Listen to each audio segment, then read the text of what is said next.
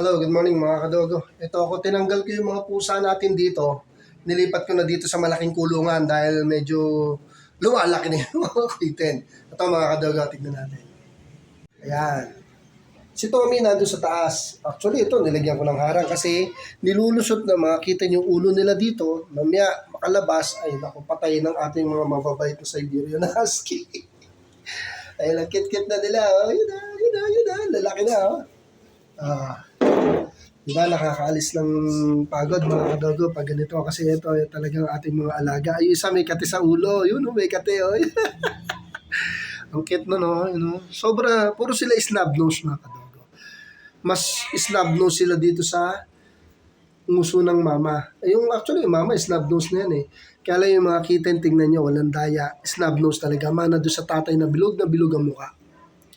Kasi si Tommy, yung male ko, yung tatay na ito mga to, Exo-Persian po yun. Hindi po yun kasinungalingan. Exo-Persian po yun. Kaya maliit ang nguso at bilog na bilog ang mukha.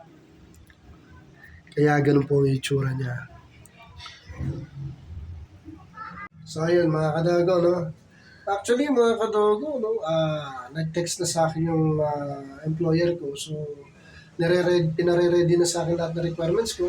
Na-send ko na sa kanila yung kaya lang kailangan ng photocopy na yung some original documents. Dahil anytime tatawagin na ako. Kaya I'm so happy dahil makakapag-work na po ulit tayo. Para po naman sa ating mga alaga yan, sa mga pangangailangan nila, and of course sa family.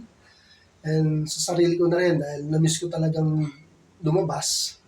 And itong magiging future work ko, ito yung passion ko talaga ever since. Ito po yung gusto ko eh. So dito na siguro ako magsisettle.